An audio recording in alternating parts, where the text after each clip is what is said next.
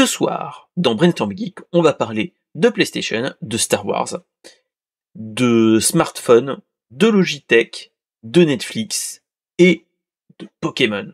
À tout de suite!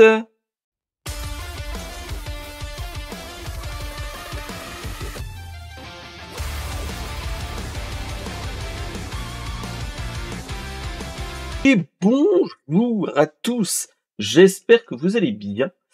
Ce soir, j'ai envie de dire que c'est le grand soir. On va se le faire tranquillement. Et merci pour le leurre, mon cher Lens Carter. J'espère que tu vas bien dans ton centre de formation. Moi, ça va pas trop mal. Petit changement, on améliore des petits trucs petit à petit. Je me suis fait une petite chatroom sur le côté. Et on va avoir le reste comme d'habitude. Donc, qu'est-ce que j'avais envie de vous dire? Eh ben, on se le fait tranquillement, en mode pépouze, et on va y aller tranquillement. Alors, donc, qu'est-ce que Brainstorm Geek? Brainstorm Geek, c'est une émission tous les 15 jours sur Twitch. Donc tous les 15 jours, le lundi soir à partir de 21h, on parle d'un petit peu de tout, mais surtout de rien, et surtout de l'actu pop culture. Et donc voilà. Vous pouvez l'avoir aussi autrement sur nul autre que sur YouTube, découpé ou en entier, et sur toutes les bonnes crèmeries de podcast. En tout cas, ça fait toujours plaisir que vous m'écoutez, etc. Ça fait du beau au cœur que je vous vois écouter toutes ces choses. Et donc voilà. Donc n'hésitez pas. Voilà. On va faire la petite émission comme d'habitude. Et ce qui va se passer, on va y aller tranquillement. On va réagir aux 6 actualités de la quinzaine qu'on a sélectionnées dans la communauté. Donc pour ceux qui veulent nous partager, allez dans le Discord et partagez dans la section Brainstorm Geek les petites news que vous voulez qu'on aborde ensemble. Et donc voilà. Sinon, à part ça, pas grand chose de plus, à part boulot. J'ai un petit peu bidouillé des trucs, vous allez voir, j'ai fait des petites modifications. Est-ce que j'ai mon téléphone sur moi? Et non. Et donc on va se le faire en mode tranquillou. Hop, on va se le faire comme ça, tac. Et en fait, depuis quelque temps, j'avais quelques soucis avec mon PC, avec le Lumia Stream que j'utilisais pour faire les lumières derrière, etc. Ça restait toujours fixe. Et donc, en fait, j'ai modifié du fait que, on est en mode tranquillou, etc. Et en fait, j'avais tout paramétré, etc. Comme vous le savez bien. Mais depuis l'été, ça chiait dans la colle, etc. Et donc, je me suis dit, allez, on va le faire autrement. Vu que je me suis installé un tout petit PC qui gère tout ce qui est domotique, on va le faire travailler. Et donc, la semaine dernière, vous avez eu des petits streams à l'arrache où j'essayais de le bidouiller autrement. Et ce week-end, j'ai terminé. Merci au Discord de Home Assistant et de Twitch Chat. Ça m'a permis de faire ça, par exemple, là-bas. Et ainsi de suite. Et donc ça réagit suivant les follow et tout le tralala. Je le fais tout à l'ancienne, j'ai envie de vous dire. Donc c'est ça qui est bien. On fait un petit peu tout à l'ancienne. J'ai retrouvé les moyens pour refaire tous ces trucs-là bien. Donc je suis content. On le fait comme ça, tranquillement. Plus besoin de Lumia Stream. Maintenant, c'est du Home Assistant pur et dur. Et donc voilà. Donc on va essayer de continuer comme ça et que on fasse des petites modifications et ainsi de suite au fur et à mesure. Et que même si vous voulez, on peut vous pouvez venir et on peut papoter ensemble pour mettre en place d'autres choses, type, bah, je sais pas, des points de chaîne où on fait interagir la lumière et d'autres choses, hein, comme vous le savez. Donc voilà, donc c'était un petit peu les petites news, voilà. Ah si, depuis que j'ai changé depuis la dernière émission, j'ai fait un petit truc.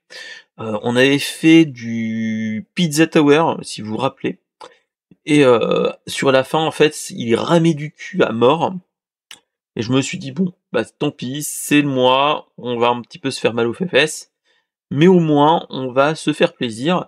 J'ai investi dans un nouveau Ventirad pour le CPU parce que rappelez-vous, ou peut-être pas, en fait, avant moi je travaillais, entre guillemets, avec, enfin, je faisais travailler mon PC avec, le Ventirad de l'époque quand tu achètes ton CPU, et donc voilà. Et je m'étais dit: «Bon, il faudrait peut-être que tôt ou tard qu'on le fasse travailler autrement», et donc voilà. Et ouh ça ralentit un petit peu, qu'est-ce qui se passe? Ah non, c'est que j'ai lancé derrière un truc. Voilà. Et en fait, ce qui s'est passé, c'est que, et ben, on avait des je m'étais rendu compte que j'avais une température assez haute au niveau du CPU, et donc bah, voilà, on avait un petit problème à ce niveau-là.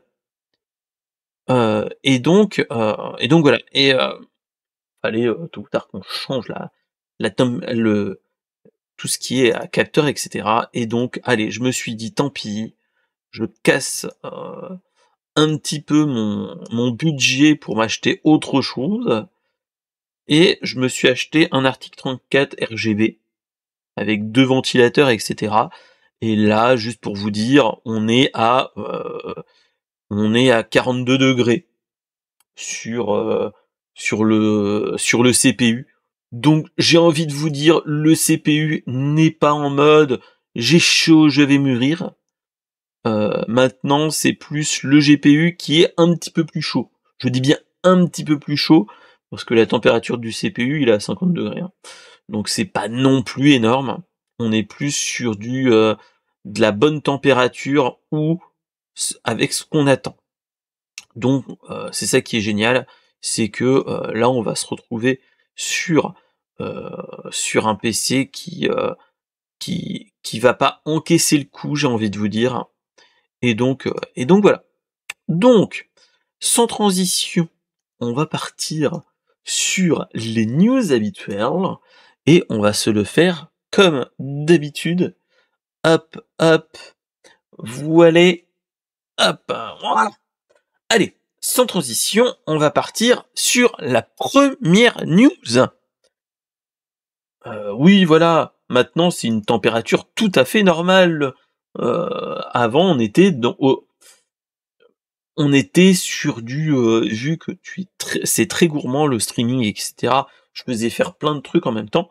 Là, il est pas en PLS, là on est en température tranquillou.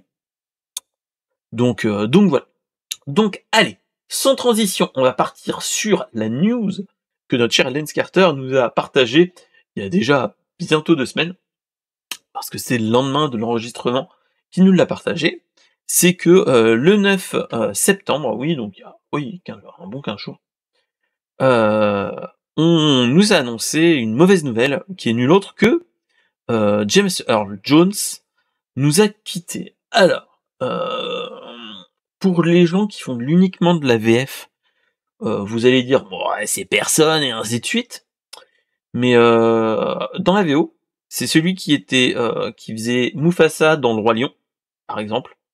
Il faisait dans Star Wars, il faisait nul autre que Dark Vador, et James Earl Jones, si mes souvenirs sont bons, il faisait d'autres voix que je pense vous allez connaître.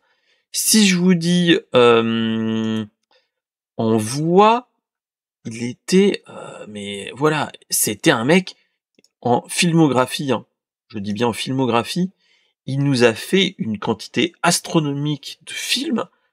Heu, il nous a fait, par exemple, heu, du Pinocchio, il nous a fait Robot, il nous a fait plein, plein, plein de choses et c'est ça qui est étonnant. C'est que, en fait, quand on parle de toutes ces choses-là, en fait, pour un personnage, mais c'est un acteur qui est très, très, très connu et bon, après il a eu une grosse carrière, hein. Il nous a quittés à l'âge de 93 ans.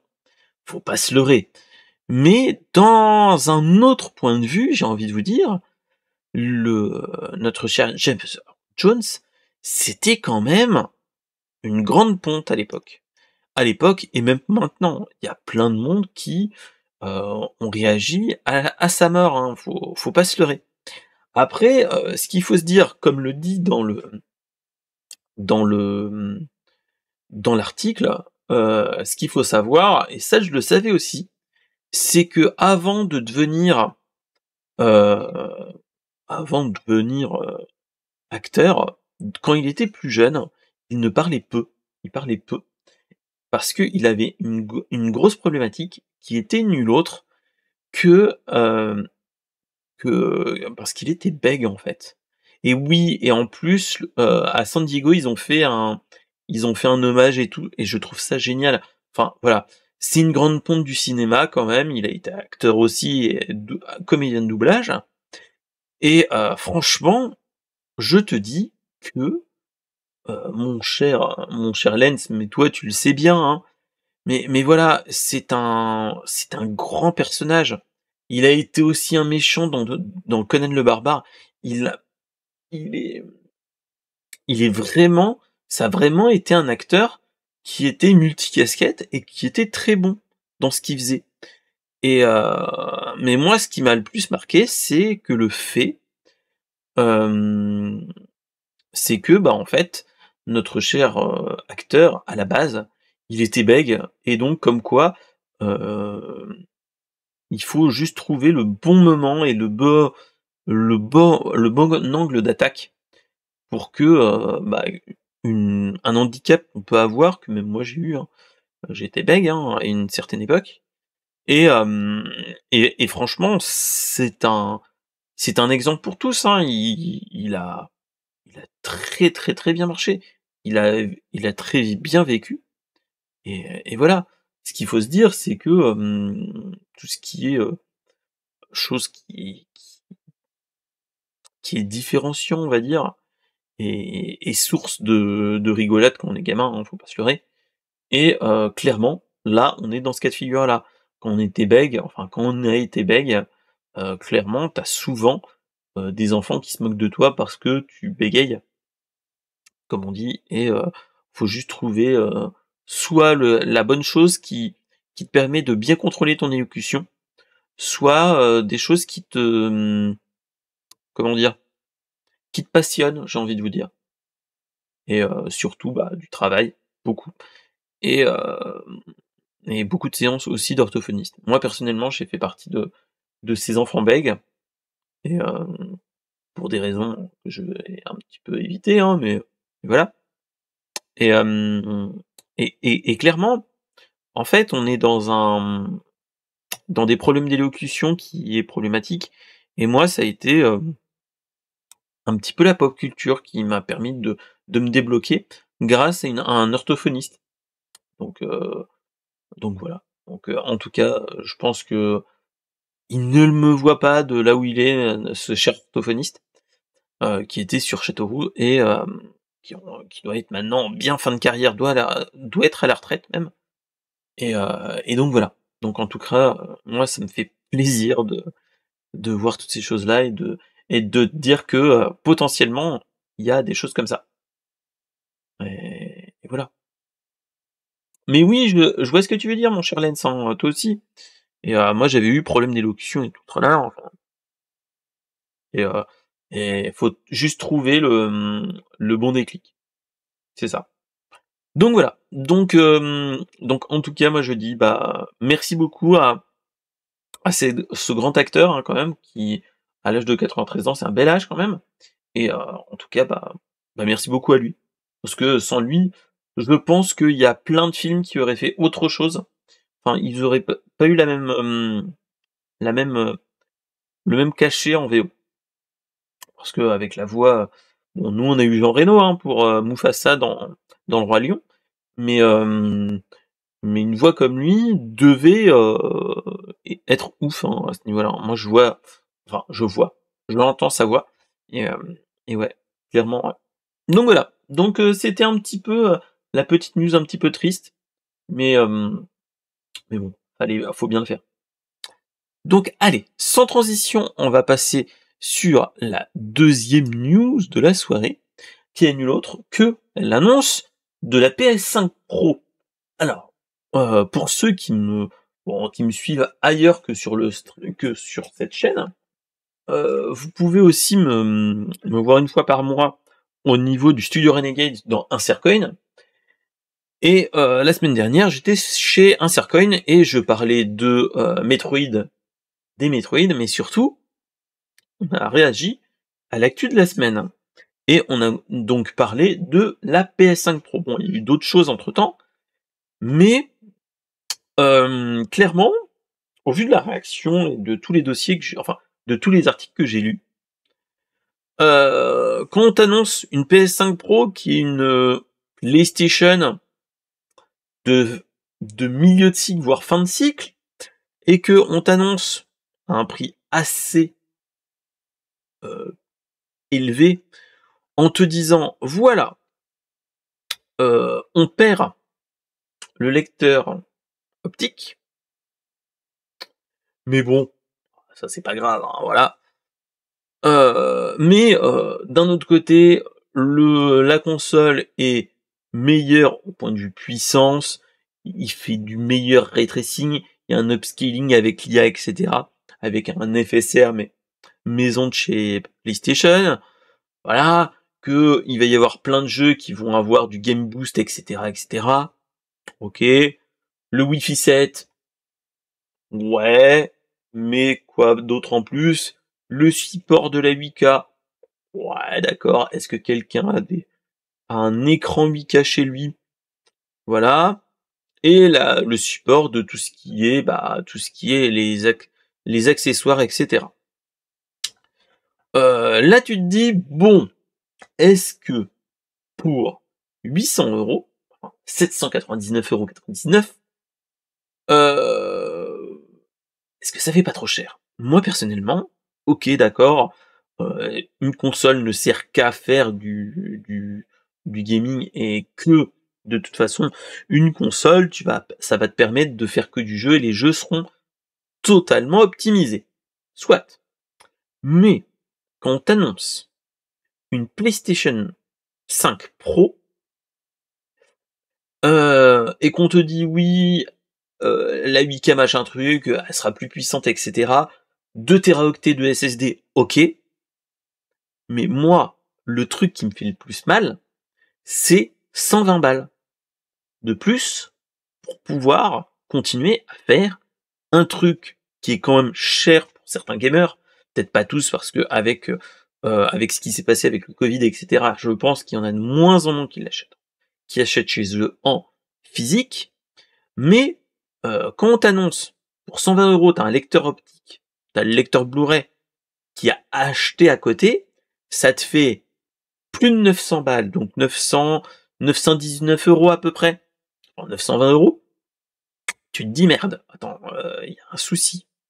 Après, ce qu'il faut savoir, c'est que en plus, il te faut un socle pour pouvoir le mettre en vertical. Tu te dis, qui coûte 30 balles aussi, hein. Tu te dis, on n'est pas un petit peu les dindons de la farce. Moi personnellement, comme dit Lens, euh, moi personnellement, s'il avait à m'acheter une PlayStation 5, chose que je n'ai pas envie de faire, hein, parce que moi personnellement, on va dire que on va me traiter de Nintendo fan, etc. Moi, mon PC me va amplement. une petite Switch et mes consoles de rétro gaming, c'est bon, clairement.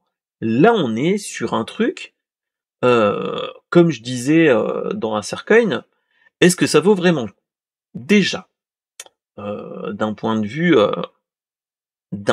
argent, est-ce qu'ils sont pas en train de se dire, de toute façon, on est les rois du monde? Sony est en train de se dire ça, hein, clairement. Sur cette génération-là, Xbox se prend les pieds dans le tapis avec sa Xbox Series S et Series X, vu que la Series S est un boulet pour les développeurs et que les principaux jeux de la Xbox sont sur le Game Pass, donc qui est potentiellement sur le PC. Voilà, ok, ils sont les rois du game. La Switch n'est pas une console pour faire tout ça. Tu te dis bon, soit. Mais moi, le truc qui me fait le plus mal, ok, d'accord, sur le PC, j'ai plus la possibilité d'avoir des éditions limitées avec un CD, etc. On fait tout avec Steam et ainsi de suite. Là, tu te dis quand même, une PS5 Pro sans PC, sans le lecteur, c'est la mort de tous les Micromania et compagnie, même si déjà ils sont vraiment pas bien, mais tous les vendeurs, même les espaces culturels Leclerc et tout le tralala, on les perd au fur et à mesure. Enfin, l'espace culturel, ils ont d'autres choses à fouetter, hein. Heureusement, ils ont tout ce qui est les Gunpla, les trucs comme ça et ainsi de suite. Heureusement, parce que là, s'ils continuent comme ça, ils sont en mode, bah les jeux, tôt ou tard, d'ici 1 à 2 générations, il y aura plus que Nintendo. Si Nintendo est encore là. Donc voilà. Clairement, moi, c'est ça qui me fait mal aux fesses, déjà, et tu te dis, mais ok, d'accord, les gars, ils disent, non, mais attendez, avec les 800 €, enfin, avec 800 €, vous avez quand même Astro Playroom. Oui, mais c'était déjà sur l'ancienne console. Voilà, c'est clairement ça, tu te dis, mais merde, qu'est-ce qui s'est passé dans la tête de Sony? Clairement. Et comme je l'ai dit dans l'insercoin de la semaine dernière, moi j'ai l'impression qu'ils sont en train de nous faire une... Après, je sais pas si les plus jeunes d'entre vous étaient là, mais je ne pense pas.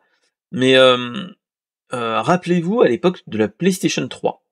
La PlayStation 3, on était après la deuxième génération de la PlayStation 2, qui est la console la plus vendue, l'une des consoles les plus vendues. Je sais même pas si la Switch l'a dépassé, enfin bref. Après la PlayStation 2, ils avaient tué Sega avec la Dreamcast, et la GameCube avait pas du tout marché, et la Xbox première du nom, la toute première Xbox, avait été inexistante. Ils avaient roulé sur tout le monde, ils étaient en mode, on est les kings du game, on a tout niqué. Le seul Switch. Oui, maintenant c'est ah, merci mon cher D-Price. Merci pour l'info. Maintenant la Switch est la console la plus vendue. Mais, vous voyez ce que je veux dire, à l'époque c'était la plus vendue. Et au moment de la PlayStation 3, ils ont fait une Sony. Enfin, ils ont fait un truc, moi que j'appelle une Sony, qui est, ils avaient le boulard, ils nous ont fait une PlayStation 3 qui coûtait une couille et demie, il fallait vendre un rein pour l'avoir. Et il y avait plein de choses qui étaient comme ça, clairement. Et c'est ça qui est malheureux, c'est que tu te dis, les gars, ils sont rattrapés entre la PlayStation 3 et la PlayStation 5. Mais voilà, les gars, 800 balles et c'est pas une nouvelle génération. C'est ça qu'il faut se dire. Après, j'ai envie de vous dire, là on nous a annoncé l'édition 30 ans de PlayStation, tout ça, je prendrais la PlayStation Slim 1. Si c'était à moi, je n'avais que moi à faire, moi je prends la PlayStation 5 Slim, tranquillou. Clairement. Parce qu'elle est magnifique. Parce qu'ils ont aussi annoncé la semaine dernière qu'ils faisaient une édition spéciale PlayStation, aux couleurs des 30 ans de la PlayStation, aux couleurs de la première PlayStation, c'est-à-dire la teinte grisâtre, avec une manette, avec les manettes couleur, couleur comme à l'ancienne, hein, j'ai envie de vous dire, comme celle-là. Bon, celle-là, c'est la, c'est pas une DualShock, mais mettre la DualShock à l'époque comme ça et ainsi de suite. Là, ok. Là, bon, c'est peut-être la fine nostalgie qui joue, hein. Mais là, tu dis, ok, pas de problème.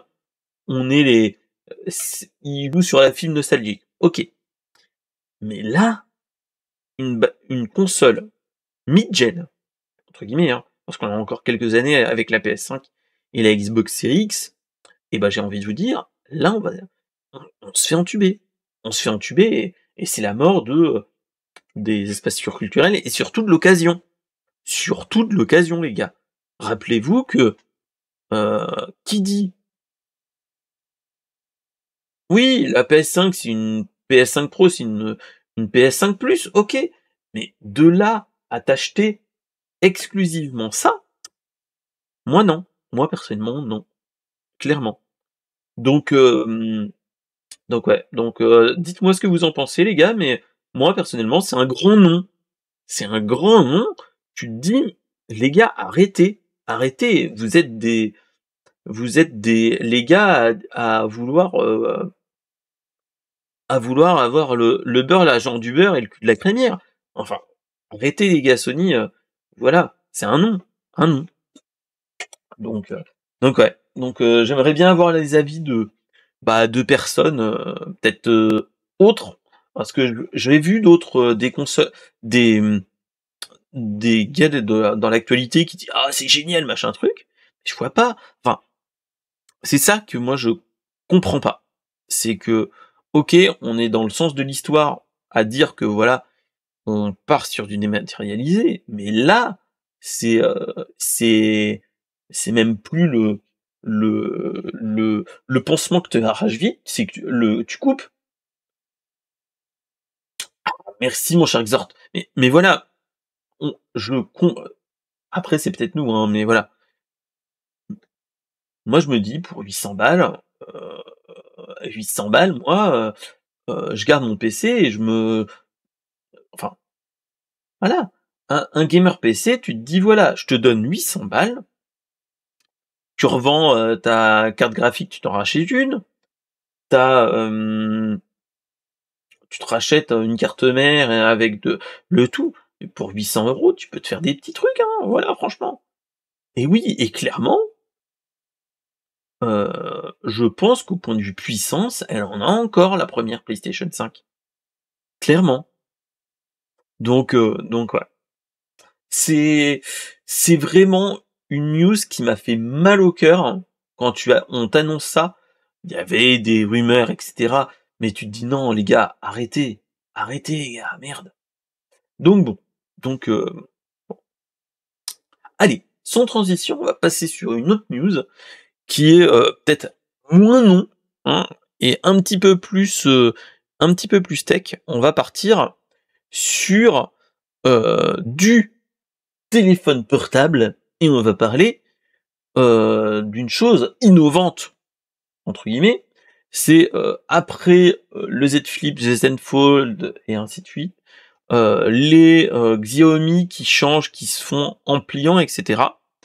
On a Huawei, oui Huawei, rappelez-vous, Huawei, le la marque de téléphone portable qui s'est fait jarter par notre cher Donald Trump des États-Unis et qui s'est accessoirement que Huawei a perdu aussi la Google Suite, etc.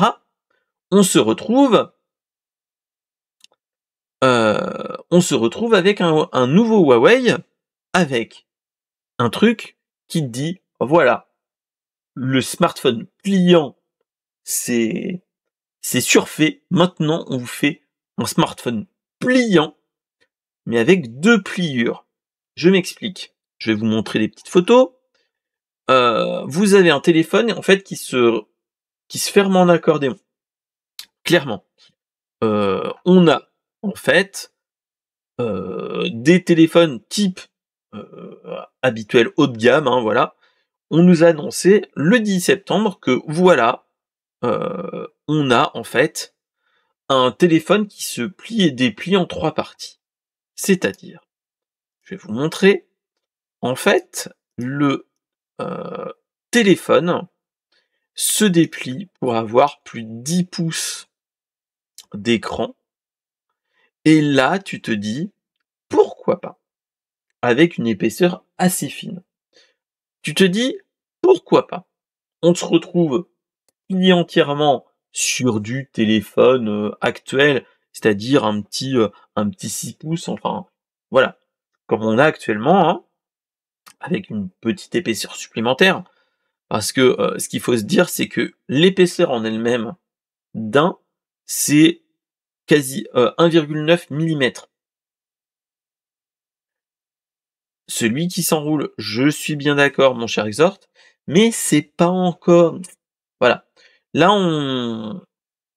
c'est pas totalement, on le voit pas. Alors que celui-là, tu te dis, un Huawei Mate XT avec quasiment 6000 mAh,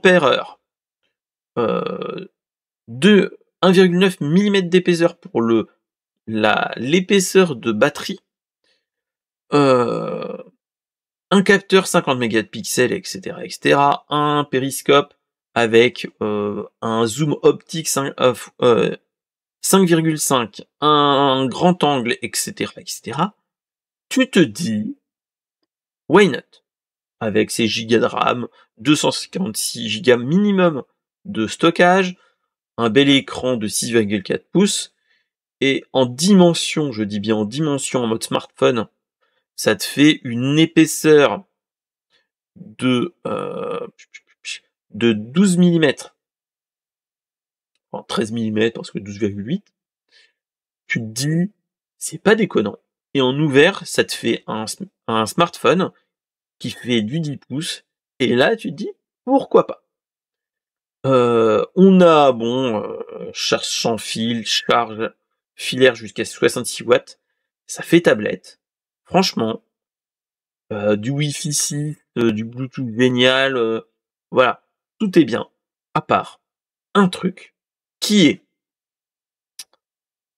bah, le système d'exploitation, parce qu'il faut pas se leurrer. Qui dit, l'affaire Trump avec Huawei dit, plus d'Android, ou pas l'Android de chez Google, et avec la suite Google, donc HarmonyOS. Ça, c'est là où le bas blesse. Et ensuite, qui dit Huawei dit aussi, et processeur maison. Donc voilà, donc tu te dis, bon, actuellement, là où moi ça me fait le plus mal, c'est que l'entrée de gamme, c'est 2500 €. Bah, tu vois, moi mon cher, je suis d'accord avec toi, mon cher D-Price. Xort, tu te dis, on se moquait de l'Energizer qui était épais 10 millimètres, ok, c'est-à-dire 1 centimètre, mais tu te dis, 13 millimètres, mais tu peux le déplier en 3, why not? Why not? Là, le seul problème, c'est le prix. Si on commence à 2500 €, c'est hors de prix, clairement. Et voilà. Après, tu te dis, 3050 € hors taxe, avec du 1 Tera. Voilà, on est loin, et ça dépasse ma paye. Clairement, je ne vois pas l'intérêt. Clairement. Enfin, moi, si vous me l'offrez, Huawei, je veux bien faire un test. Mais clairement, là, on est sur un téléphone hyper haut de gamme, j'en vois pas l'utilité. Oui, toi aussi, toi aussi. Ah, ça me va, mon cher D-Price. Mais voilà. Après, moi, ce que j'avais lu sur internet, c'est que Xiaomi est en train de réfléchir pour faire pour voir à peu près comment ils font, et qu'ils l'adaptent à eux aussi, dans les Xiaomi Mi Mix, je crois. en en pliure, et cetera. Alors, je suis d'accord avec toi, mon cher Exhort. Moi, ça fait mal. Ça fait mal, clairement, hein. Clairement. Heu, on est du trop cher. Déjà que moi, ça me défrise quand ça dépasse 1000 balles pour un téléphone. Quand on peut avoir un téléphone entre 200 et 400 €, un qui tient très, très bien la route.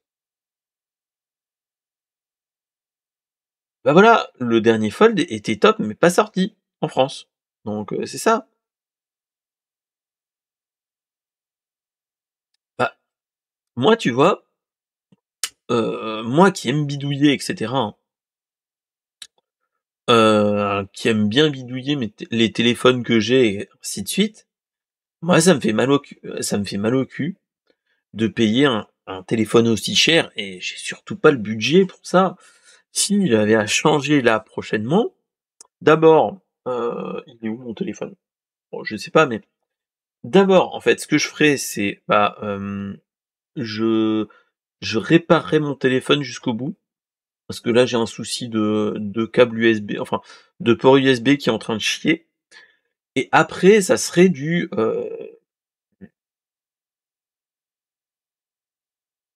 non, le F3.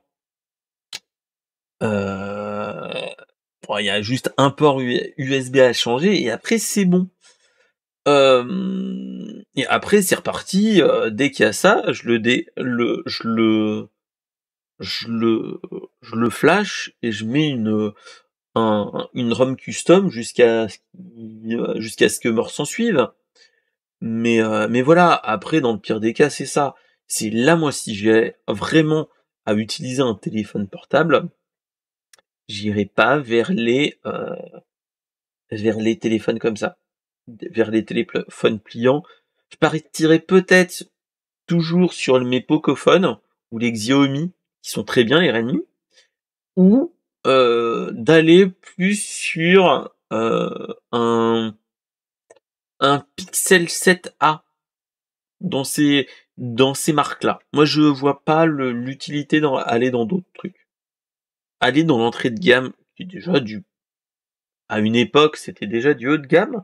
Rappelez-vous, il y a quelques années, il y a 5-6 ans, on était dans du haut de gamme à 400 balles, hein. Enfin, une petite dizaine d'années, je dirais, oui. Parce que, attends, c'est 2004, non, 2005 ou 2006, le premier iPhone. Mais voilà, euh, on est dans ce cas de figure, clairement. Donc ouais. Mais oui, je suis d'accord avec toi, mon cher D-Price. Xiaomi, voilà. 2007, voilà. Moi, je me dis, il y a 10 ans, quand tu regardes en 2017, on était loin des 1000 € pour les téléphones. Donc c'est ça qui me défrise, moi, personnellement. Donc, euh, donc ouais. Donc c'était la petite news un petit peu paillettes dans les yeux, mais les paillettes dans les yeux qui font mal au portefeuille. J'ai envie de dire. Allez, sans transition, on va aller sur du gaming, j'ai envie de vous dire, hein. C'est la semaine dernière, on a eu une annonce les, sur la marque Logitech, avec la gamme Gamer. On a eu une conférence. Et là, moi, ça m'a un petit peu titillé le porte-monnaie, j'ai envie de vous dire. On a eu, excusez-moi les petits retours. On a eu en fait une conférence qui nous a annoncé plein de nouveaux périphériques. Moi j'ai envie de vous dire, Logitech, génial. C'est moi ouais, je ne suis pas sponsorisé Logitech, mais bon, mon petit MXK Formac, bon ok, que je m'étais acheté, ça c'était un choix que j'aurais dû me restreindre et rester encore sur dessus. Une MX Master que j'ai qui marche très très bien. et bon, j'ai une C920 dans le coin, hein, voilà. Mais clairement, c'est une marque que moi je suis très beaucoup et si j'avais à partir sur du gaming, à des produits gaming, j'irais chez eux. Surtout avec, toutes les souris gaming qu'ils avaient fait, les G500 et ainsi de suite. Franchement et même la gamme G Pro est géniale. Donc qu'est-ce qu'ils nous ont annoncé? La semaine dernière, ils nous ont annoncé plein de nouveaux personnages, de nouveaux périphériques. Ils nous ont annoncé une nouvelle, souris gaming qui est la Pro X Superlight Dex, qui est une souris améliorée qui nous permet d'être asymétrique, donc voilà. Et donc en fait, elle est un petit peu en fait, biaisée en biais et donc c'est ça qui est génial. Mais tu peux l'utiliser de façon ambidextre. Le truc qui est génial, c'est capteur ultra rapide, etc. Donc ça, ok. Ensuite, on nous a montré aussi le clavier G Pro X TKL rapide, qui est en fait donc les TKL, c'est un clavier plus petit avec pas le pad numérique si mes souvenirs sont bons, et avec des configurations type, en fait, tu peux configurer l'enfoncement de ta touche, entre guillemets. Ce qui se passe, c'est que depuis quelques années, en fait, on a des claviers un petit peu do it yourself et ainsi de suite, que tu peux customiser tous les claviers custom. On a certains claviers custom qui ont un truc qui est génial, qui est en fait c'est comment il s'appelle? Je me rappelle plus de la marque, merde. Enfin bref, que j'avais regardé. En fait, c'est des claviers qui te permettent de configurer la course de ta touche de clavier. Et en fait, quand est-ce qu'il prend en compte ton appui et le retour. Et le retour, quand est-ce qu'il se désenclenche, ainsi de suite. Et en fait, c'est tous ces trucs-là qui te permettent d'aller plus vite, etc. Bref. Et ils nous ont aussi annoncé un autre clavier, le Keychron. Voilà, merci mon cher D-Price. Tu regardes toi aussi les mêmes les mêmes les mêmes claviers gamer et ainsi de suite. Donc voilà. Et surtout, moi, le truc qui me donne envie, c'est pas le clavier gamer comme ça. Moi, le truc qui me donne envie, c'est le G915X. Alors, pourquoi je parle de celui-là? Le G915X, c'est un clavier gamer, mais low profile. Je m'explique. En fait, c'est que moi, je suis fan de mon MXK qui est en fait, c'est un clavier low profile, bon, Bluetooth, etc. Tu peux brancher à 3, machin truc, mais en fait, les touches sont ultra réduites et ça te fait pas beaucoup de bruit, etc. Et ça, c'est génial. Et là, en fait, c'est que c'est un clavier gamer low profile, et surtout, en fait, bon, tu as du RGB, ça c'est normal, hein, j'ai envie de vous dire. Et en fait, tu peux le brancher en USB, en Bluetooth et en Lightspeed, ce qui est génial. Tu as des touches euh, supplémentaires pour faire des macros, etc. Une molette pour le volume, théoriquement, mais tu peux le faire avec d'autres trucs. Et ça, franchement, oui, non, pas en PS2, excuse-moi, mais attends. Ah non, je l'ai plus. Je m'étais mis dans un coin, je le vois. J'avais retrouvé un adaptateur USB PS2, mon cher D-Bryce. Donc voilà. Et clairement, tu te dis, mais ce clavier-là, il me donne envie. Il me donne envie alors que j'en ai pas besoin, clairement. Je suis pas un gamer Valorant, etc. Et voilà. Ensuite, ils nous ont annoncé Astro, parce que Astro, les Astro A quelque chose, C'est des casques gamer sans fil ou avec fil, qui a été racheté par Logitech il y a quelques années hein, déjà. Et en fait, ils nous ont annoncé une nouvelle génération avec une station d'accueil pour l'Astro A50 Gen 5. Son grand frère, le A50X, permet d'avoir en fait ça te permet d'avoir une multi connectivité en USB, mais aussi de le faire en USB et aussi en sans fil, et c'est ça qui est génial, et surtout que tu peux le brancher sur plusieurs sources, et ça, je trouve ça génial. Parce que, imaginons, tu le branches en USB à ta console, tu le mets en Lightspeed sur ton PC, c'est génial. Franchement. Donc, clairement, bon, moi j'en ai pas besoin parce que mon SteelSeries marche très bien, et j'en suis très content pour le prix que j'ai demandé, clairement. Et ensuite, ils nous ont annoncé d'autres petits trucs qui sont nuls autres que pour les gens qui font du Racing Simulator. Clairement, là, franchement, ils nous sortent des trucs. C'est la version, la gamme RS qui est géniale, qui est la Racing Series. Ils nous ont sorti un volant de course, un moyeu de volant, un volant rond, un adaptateur, etc., un levier de vitesse et frein à main, et les pédales comme toujours. Clairement, j'ai envie de vous dire, bon, là, je suis plus du tout dans le truc, hein, mais clairement, ça peut être génial pour les gens.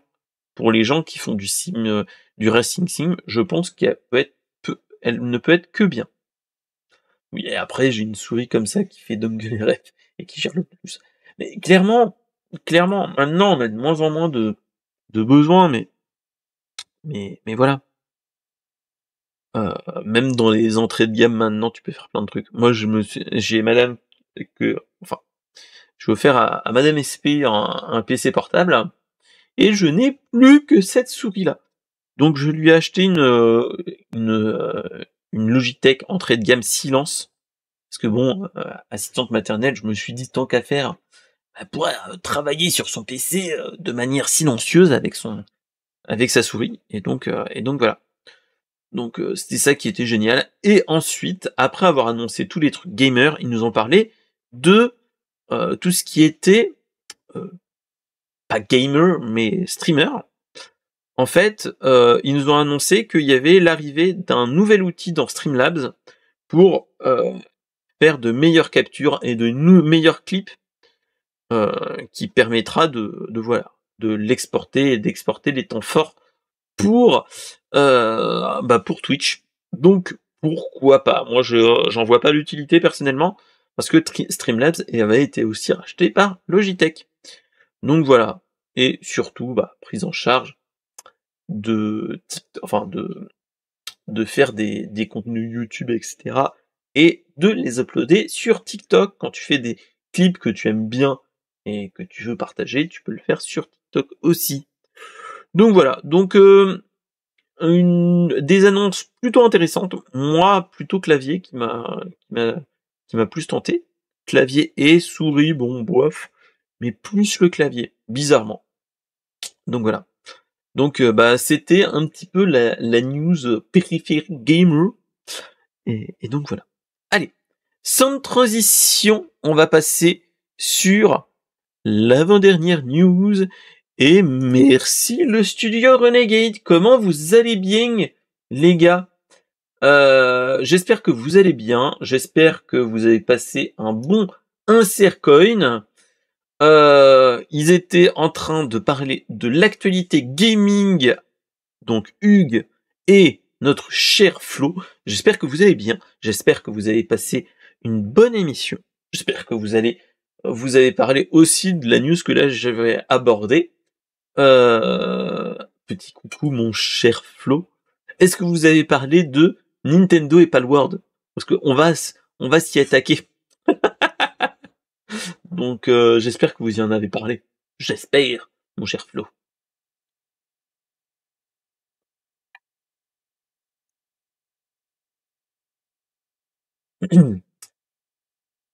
Et en tout cas, bah, n'hésitez pas à aller voir les potos, hein, c'est la famille, comme dirait l'autre. Et donc voilà. Donc c'est ça qui fait plaisir. Donc voilà. Alors, oui, ils en ont parlé. Ah, c'est bien. Alors, qu'est-ce qui s'est passé? Je sais pas si vous vous rappelez ce que c'est pour ceux qui n'ont pas lu les actualités.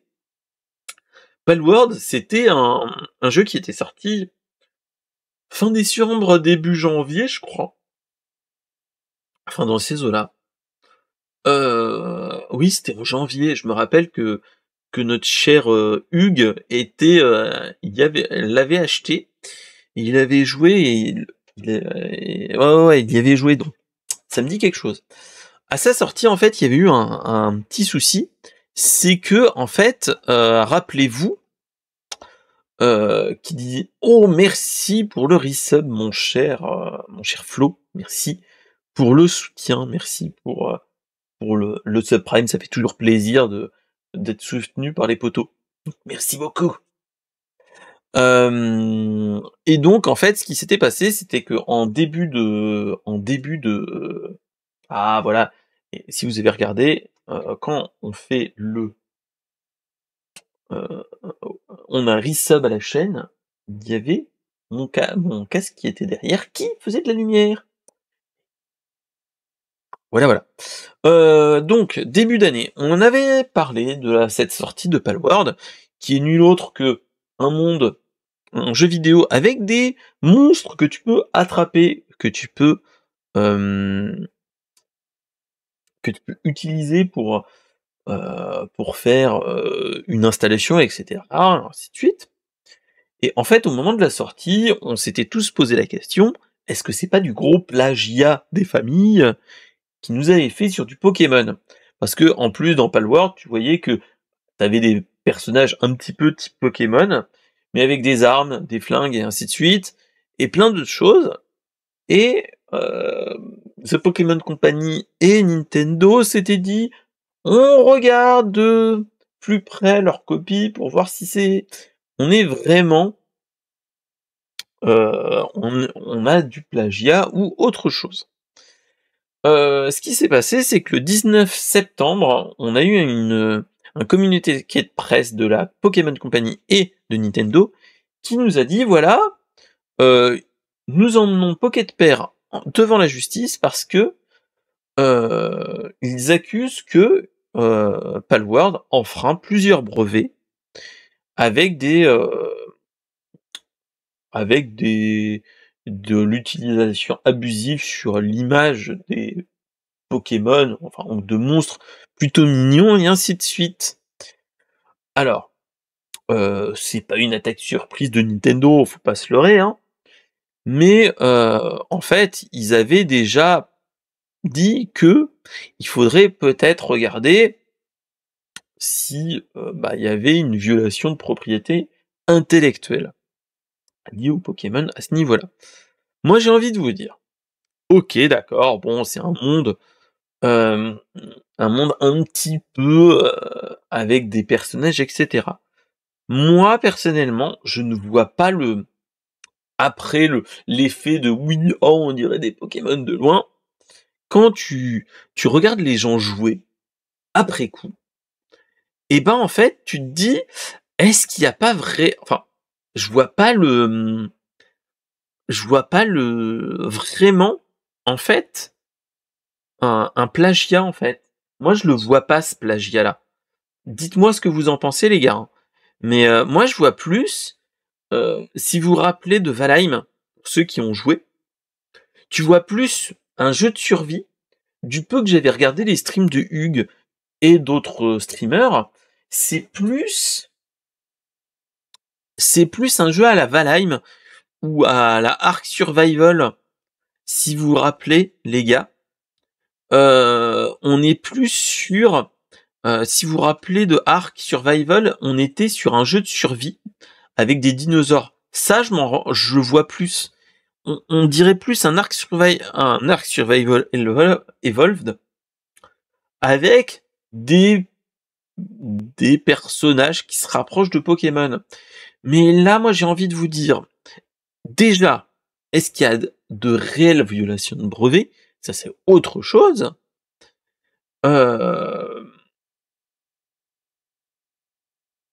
Mais est-ce que, j'ai envie de dire, Pokémon n'a jamais été vraiment, n'a pas été le premier jeu à faire des personnages où tu dois t'occuper de monstres un petit peu mignons, à les faire évoluer, etc. Wink wink, Digimon et Tamagotchi pour s'occuper et Digimon pour les combats. Voilà, pas le World Pokémon, ok, mais dans l'absolu, moi j'ai envie de dire, il y a eu d'autres jeux qui ont fait des jeux qui se rapprochaient pas de Pokémon et ils ont pas été poursuivis pour ça. Après,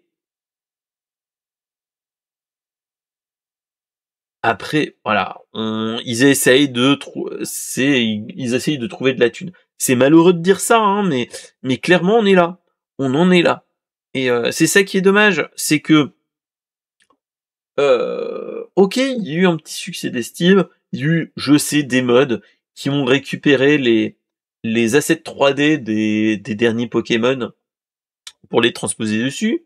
Ok, il y a pas de souci, hein, mais c'est plus au niveau pas intellectuel, mais plus en fufu, j'ai envie de vous dire. Et c'est ça que voilà. Donc voilà, tu te dis, on verra ce qu'il en est. Mais j'ai déjà vu que Pocket Pair, donc ceux qui sont derrière pas Pokémon, mais Palworld, et ben en fait, ils ont poursuivi aussi Pokémon et Nintendo pour pas de diffamation, mais quelque chose comme ça, pour dire qu'en fait, eux, ils sont dans leur bon droit, ils utilisent des personnages typés un petit peu Pokémon de loin, mais c'est un clin d'œil. Si on peut, mais ce qu'il faut se dire, c'est que quand tu regardez la chaîne Trax, mais qui avait fait de très bonnes vidéos sur les premiers Pokémon, la première génération de Pokémon. Quand vous regardez les Pokémon, on serait capable de poursuivre certains Pokémon pour la même chose, parce qu'ils se sont inspirés des kaiju, de la religion japonaise, etc., des divinités japonaises, des esprits japonais, ainsi de suite. C'est ça que je me pose la question, c'est que, en fait, toute création, proprement dite, a toujours des inspirations plus ou moins sombres, plus ou moins anciennes, et là, on est dans ce cas de figure-là. Palworld est une digestion de l'univers Pokémon avec du Valheim ou de l'Ark Evolved. Ok, mais peut-être trop flagrante au niveau de The Pokémon Company. Donc on verra bien ce qu'il en est, mais tu vois ce que je veux dire, mon cher Madai, même Lance Carter. C'est là on est plus dans la démarche artistique, ce qui se passe. On est plus dans la démarche de gestion des droits, etc. Et c'est ça que je trouve dommage. C'est ça qui est le plus dommage, clairement. Donc voilà. Allez, sans transition, on va partir sur la dernière news de la semaine, qui est nulle autre que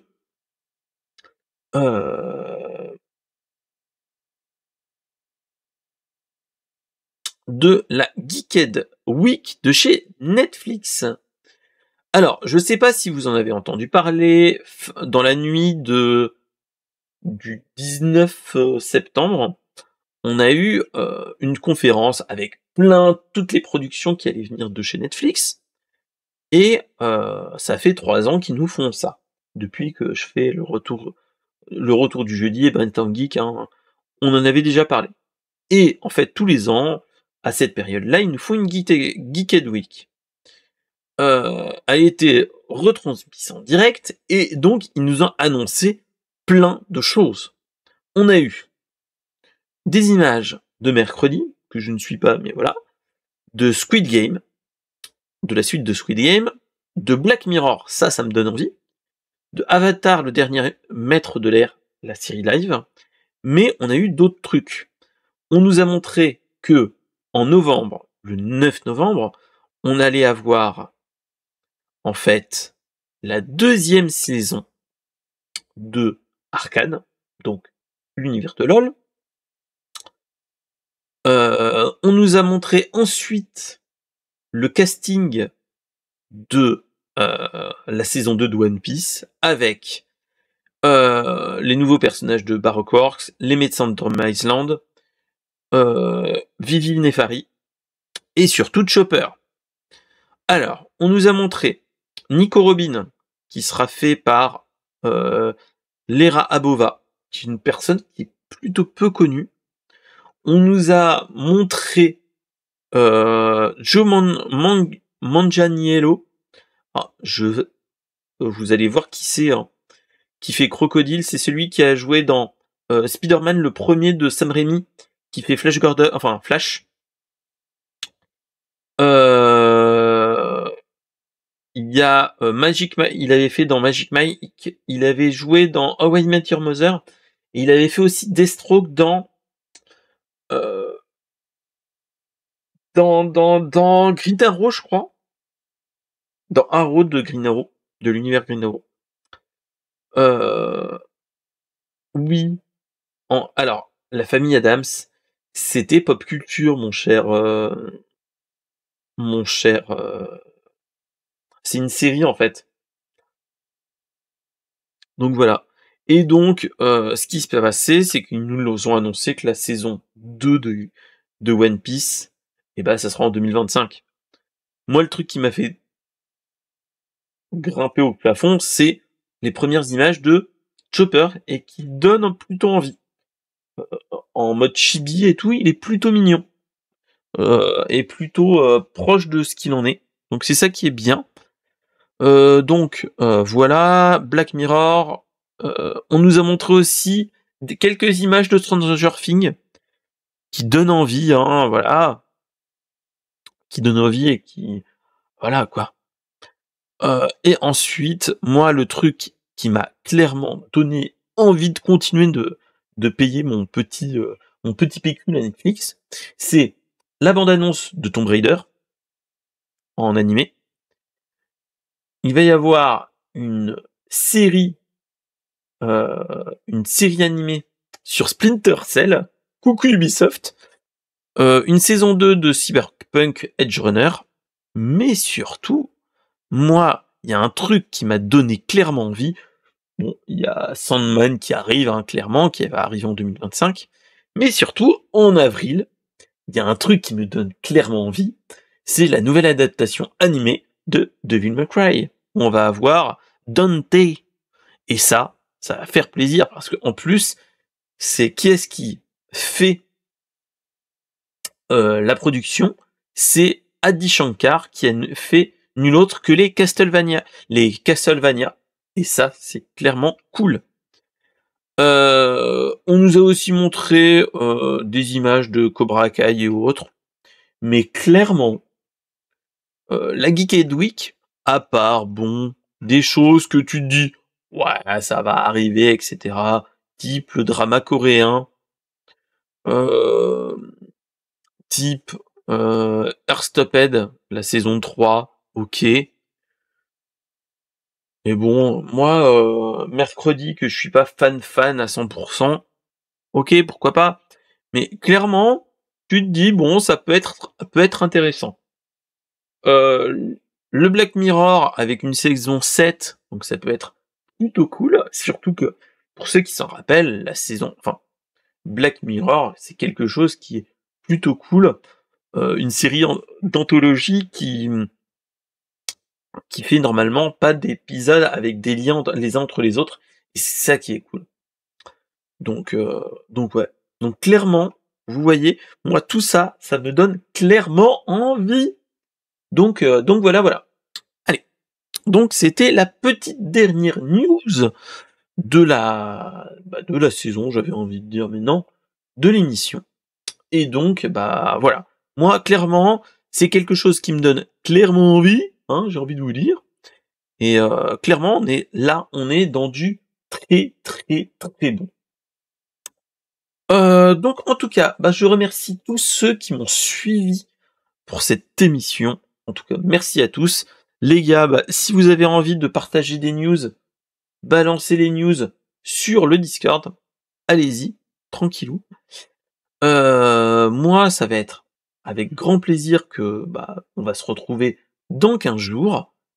Je pense que la semaine prochaine, je vais essayer de faire quelque chose. Je ne sais pas encore parce que je sais que mercredi prochain, là, il y a une annonce de Slay the Princess, donc il y a peut-être quelque chose qui va arriver. Et potentiellement, on va avoir quelque chose à ce niveau-là. Voilà. Sinon, qu'est-ce que j'ai d'autre à vous annoncer?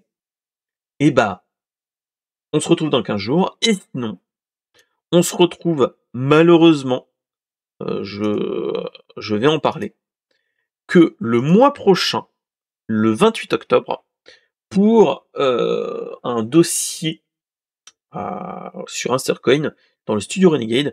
Donc il y aura 7 épisodes plus 2 épisodes de Brainstorm Geek qui vont passer. Et on va se retrouver, entre guillemets, avec un dossier, j'en ai pas encore parlé, avec Flo, mais Flo, si tu m'entends, je peux te le dire, mon petit Flo,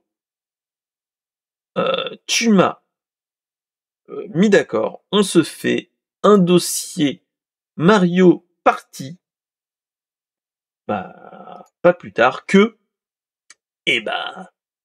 le 28 octobre, vu que ça va être le mois Mario Party Jamboree. Donc voilà. Allez, je vous dis bonne soirée à tous, geekez bien, restez avec nous, on va raider quelqu'un, et je vous dis, profitez de la vie, geekez bien, et à dans 15 jours. Et surtout, regardez, il y aura peut-être des streams à l'arrache dans la semaine.